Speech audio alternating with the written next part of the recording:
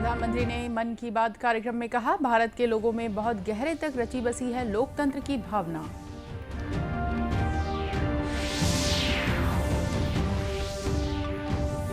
मुख्यमंत्री ने जशपुर जिले के कुनकुरी में भेंट मुलाकात के दौरान आम लोगों से की चर्चा, सरकारी योजनाओं की प्रगति के बारे में ली जानकारी।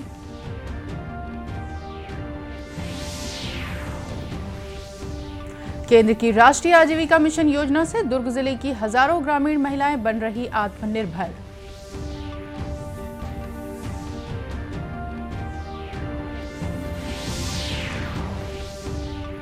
और प्रदेश में अगले 24 घंटों के दौरान विभिन्न स्थानों पर मध्यम वर्षा होने की संभावना, 1-2 स्थानों पर आकाशीय बिजली गिरने की चेतावनी।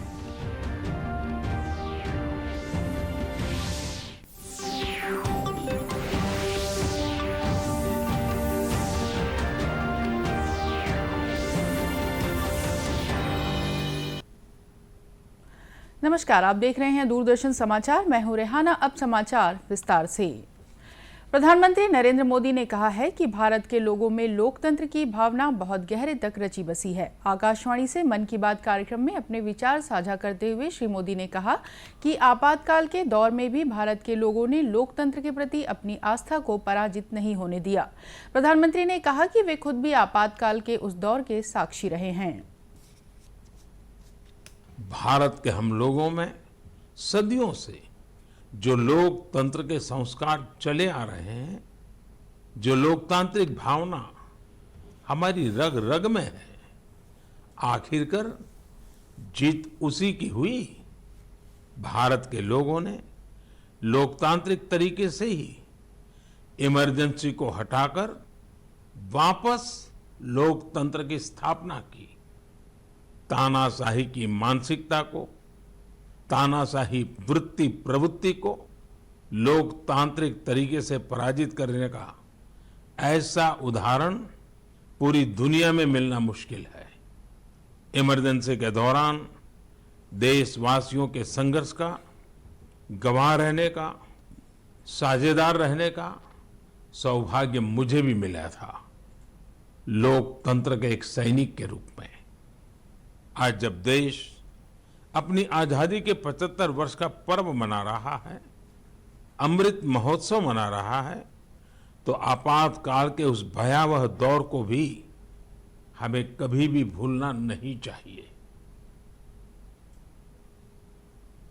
गौरतलब है कि 25 जून 1975 को तत्कालीन केंद्र सरकार ने पूरे देश में आपातकाल लागू करते हुए नागरिकों के मूलभूत अधिकारों पर प्रतिबंध लगा दिया था। प्रधानमंत्री ने अगले महीने होने वाले रथ यात्रा पर्व की चर्चा करते हुए कहा कि भारत में देव यात्राओं की परंपरा बहुत पुरानी है। इसमें श्रद्धालु भी पूरी आस्था और श्रद्धा के साथ शामिल होते हैं। देव यात्रा यानी जिसमें केवल श्रद्धालु ही नहीं बल्कि हमारे भगवान भी यात्रा पर निकलते हैं। अभी कुछ ही दिनों में 1 जुलाई से भगवान जगन्नाथ की प्रसिद्ध यात्रा शुरू होने जा रही है। ओडिशा में पुरी की यात्रा से तो हर देशवासी परिचित है। लोगों का प्रयास रहता है कि इस अवसर पर पुरी जाने का सौभाग्य मिले। दूसरे राज्यों में भी जगन्नाथ यात्रा खूब धूमधाम से निकाली जाती है। भगवान जगन्नाथ यात्रा आषाढ़ महीने की द्वितीया से शुरू होती है। हमारे ग्रंथों में आषाढ़स्य द्वितीय दिवसे रथ यात्रा, इस तरह संस्कृत श्लोकों में वर्णन मिलता है। गुजरात के अहमदाबाद में भी हर वर्ष आषाढ़ द्वितीया से रथ यात्रा चलती है। प्रधानमंत्री ने कहा कि देश के अलग अलग भागों में अमरनाथ यात्रा, पंढरपुर यात्रा और शबरीमला यात्रा सहित अन्य यात्राओं के आयोजन होते हैं। इन यात्राओं में एक भारत श्रेष्ठ भारत के दृश्य को गौरव के साथ देखा जा सकता है। मुख्यमंत्री भूपेश बघेल ने अपने भेंट मुलाकात कार्यक्रम के दौरान जशपुर विधानसभा क्षेत्र में स्थानीय लोगों से मुलाकात की। इस अवसर पर मुख्यमंत्री ने विभिन्न सरकारी योजनाओं की प्रगति के संबंध में लोगों से जानकारी भी ली। मुख्यमंत्री ने कहा कि राज्य के विभिन्न क्षेत्रों में विकास कार्य तेजी से किए जा रहे हैं। जशपुर जिले में खासतौर पर शिक्षा और स्वास्थ्य के क्षेत्र में लगातार काम हो रहा है। श्री बघेल ने कहा कि शिक्षा, स्वास्थ्य और रोजगार के साथ ही जशपुर जिले में पर्यटन के क्षेत्र में भी अपार संभावनाएं हैं। यहां पर्यटन को बढ़ावा देने के साथ ही क्लाइमेट को देखकर फसल उगाने की ट्रेनिंग दी जा सकती है। जिस तरह सैनिटाइजर की कमी पड़ रही थी, कोरोना आया, सैनिटाइजर की मांग हुई, मास्क की मांग हुई, हमारी जो बहनें हैं मास्क भी बनाए और सैनिटाइजर बनाने का काम हुआ। सैनिटाइजर बनाने का काम सबसे पहले हुआ तो जशपुर जिले से हुआ है। मुख्यमंत्री ने जशपुर क्षेत्र के वैभव और यहां की संस्कृति को बचाने के साथ ही देवगुड़ी के संरक्षण के लिए सभी विकास खंडों में अभियान चलाने की घोषणा की। अपने प्रवास के दौरान मुख्यमंत्री ने स्थानीय लोगों की समस्याएं भी सुनी। उन्होंने संबंधित अधिकारियों को तत्काल आवश्यक कदम उठाने के निर्देश भी दिए। देश में कल कोरोना के करीब 16,000 नए मामले सामने आए हैं, जो पिछले 100 दिनों में सबसे ज्यादा है। इस समय देश में सक्रिय मरीजों की संख्या भी बढ़कर लगभग 92,000 हो गई है। तमिलनाडु में पिछले 24 घंटों के दौरान लगभग 1400 लोग कोरोना से संक्रमित पाए गए। राजधानी चेन्नई में इस समय 3,000 से ज्यादा सक्रिय मरीजों का इलाज चल रहा है। स्वास्थ्य मंत्रालय के अनुसार देश में कोरोना संक्रमण की दर बढ़कर करीब 4.5% हो गई है। वहीं देश के 5 बड़े राज्यों में संक्रमण की दर 8% से भी ज्यादा है। इसे देखते हुए स्वास्थ्य मंत्रालय ने राज्य सरकारों को निर्देश जारी किया है कि कोरोना से बचाव के लिए सभी आवश्यक उपायों का कड़ाई से पालन किया जाए।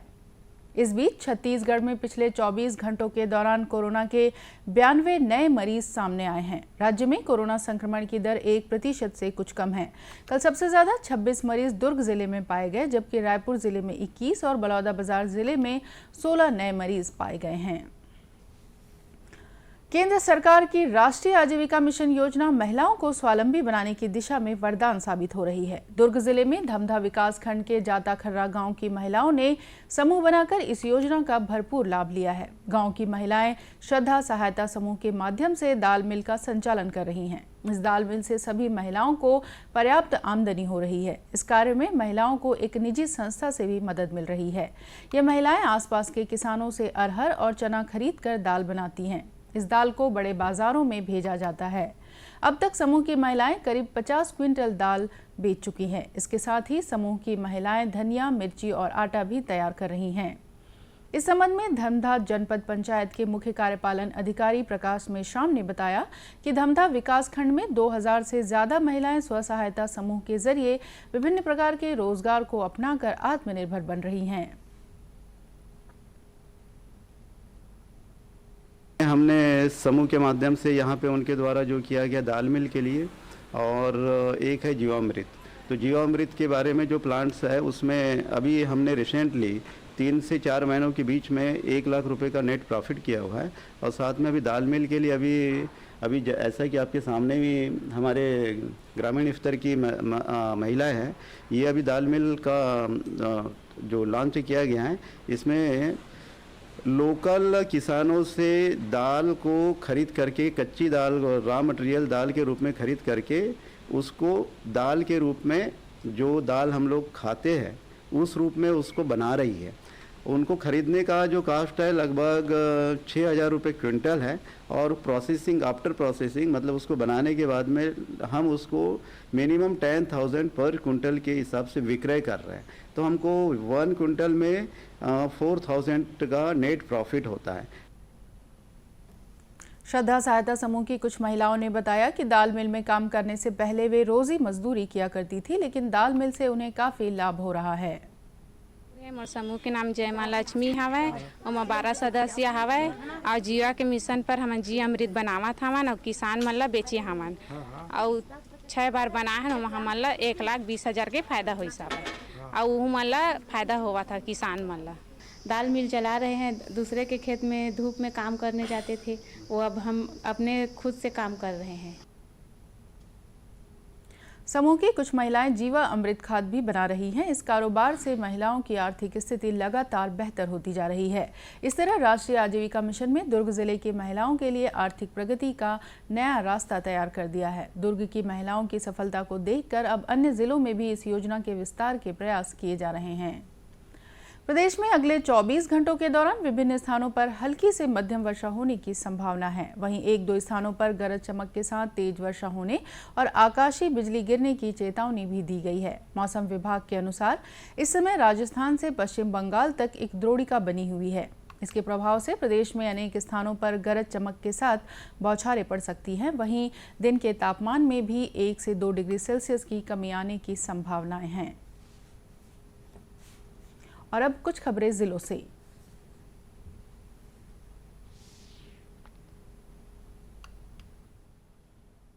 मुख्यमंत्री भूपेश बघेल ने अपने जशपुर प्रवास के दौरान आज फरसाबहार के स्वामी आत्मानंद अंग्रेजी माध्यम स्कूल में विद्यार्थियों से बातचीत की। वहां एक विद्यार्थी द्वारा विज्ञान प्रयोगशाला और पुस्तकालय के संबंध में जानकारी देने पर मुख्यमंत्री ने खुशी जताई। मुख्यमंत्री ने दूर दराज से स्कूल आने वाले बच्चों की मांग पर कलेक्टर को बस की सुविधा उपलब्ध कराने के निर्देश दिए। इसके पश्चात मुख्यमंत्री ने फरसाबहार में निर्मित राधा कृष्ण मंदिर जाकर वहां पूजा अर्चना की।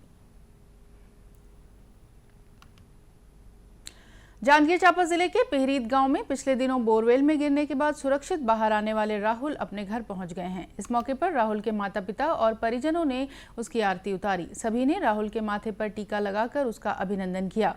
बोरवेल की घटना के बाद राहुल पूरे देश में चर्चा में आ गए थे। गौरतलब है कि बीते 10 जून को अपने घर की बाड़ी में खेलते समय राहुल 65 फीट गहरे बोरवेल में गिर गए थे। इसके बाद स्थानीय प्रशासन के साथ राष्ट्रीय और राज्य स्तर के आपदा राहत दल के सदस्यों ने 5 दिन की लगातार मेहनत के बाद राहुल को सुरक्षित बाहर निकाला था। बोरवेल से बाहर आने के बाद राहुल को इलाज के लिए बिलासपुर के एक निजी अस्पताल में भर्ती कराया गया था। अस्पताल से स्वस्थ हो जाने पर कल रात राहुल को घर लाया गया।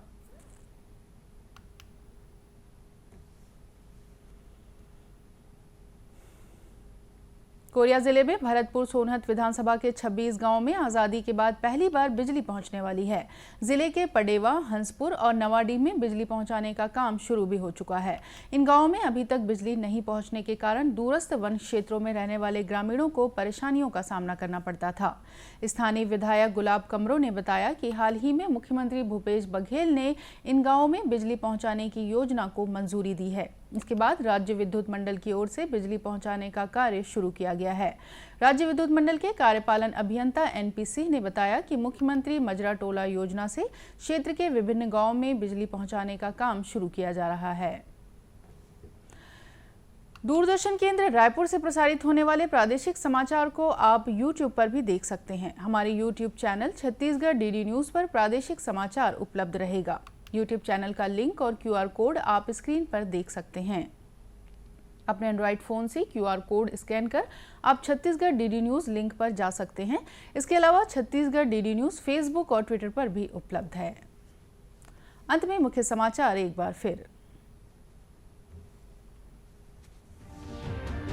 प्रधानमंत्री ने मन की बात कार्यक्रम में कहा, भारत के लोगों में बहुत गहरे तक रची बसी है लोकतंत्र की भावना।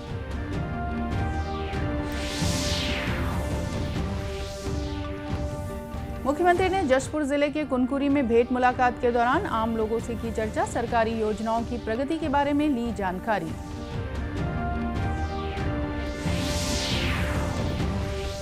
केंद्र की राष्ट्रीय आजीविका मिशन योजना से दुर्ग जिले की हजारों ग्रामीण महिलाएं बन रही आत्मनिर्भर।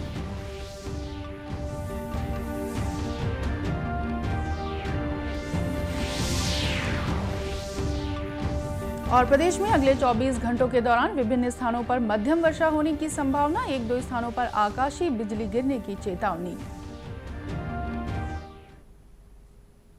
और इसी के साथ ये समाचार बुलेटिन समाप्त हुआ। नमस्कार।